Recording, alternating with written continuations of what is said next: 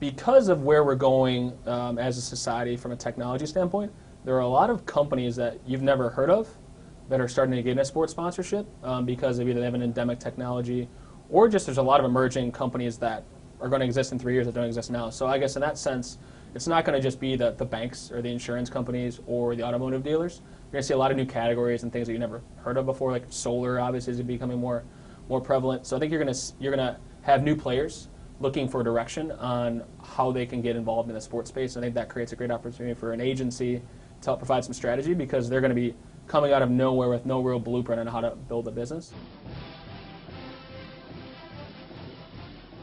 I personally go by the kind of the old adage of bring value with every type of connection that you make. So bring value can be tell a joke, provide them information about a competitor, bring them an idea, but I think there's one thing to be prepared and know who you're meeting with. There's another thing to impress upon them how mutually beneficial this relationship could be, whether or not that's a business relationship or an opinion or a point of view. I guess I would say that before you engage somebody, think about how can I help them personally, professionally, and do that with your contact, and you'll find that they'll be receptive to it. Before I'm even approaching that client, I'm answering 6, 7, 10 questions that are critical to making sure that I have an understanding of what their company is. And I'm making sure there's almost a checklist. It's like a preparation. It's like if you're a three-point shooter, Mark Price, before he plays the game, like he's warming up, right? Like he's taking the jump shots, he's taking 100 free throws, he's getting himself together, and he knows that if he does those things in the upfront, then the product will look a lot better that night. So I guess I treat it the same way.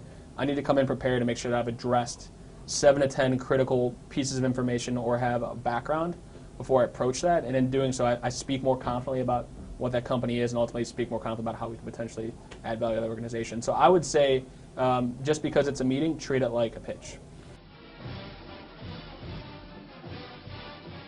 2 things. They're separate. People try to integrate them as one topic, but social is very different than digital, and digital is very different than social.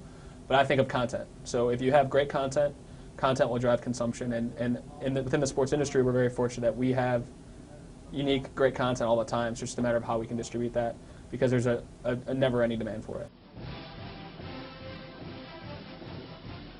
You are owed nothing.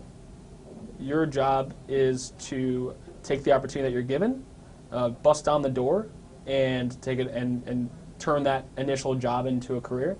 No one owes you anything. I think is probably the most important piece. I have a couple diplomas, more diplomas than I probably deserve on my wall, and that means absolutely nothing to the people that are hiring me. It maybe helps me get to initial conversation, but at the end of the day, the people that are interviewing me are focused on how are you going to help me. I'm your boss. How are you going to help me do what I need to do? And if you can do that for your boss, they're going to have success and you're going to have success, but nobody owes you anything.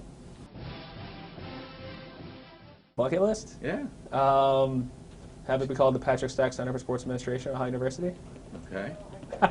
Joke. Well, that's it. No. Yeah, but I'll take your money right now.